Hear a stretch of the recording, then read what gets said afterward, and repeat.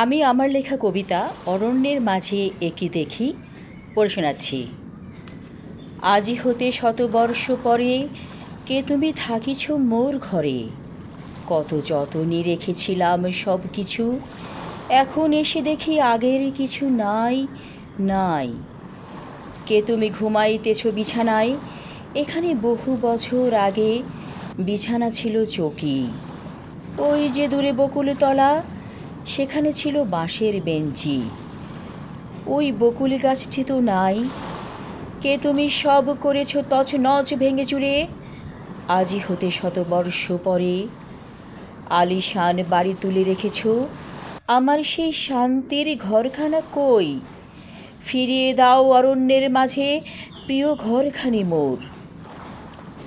আমার দাদি শীতল পাটি বিছিয়ে শুয়ে থাকত উঠোনে, সেই উঠোনে কোথায় গেল? নাই নাই কিছু নাই।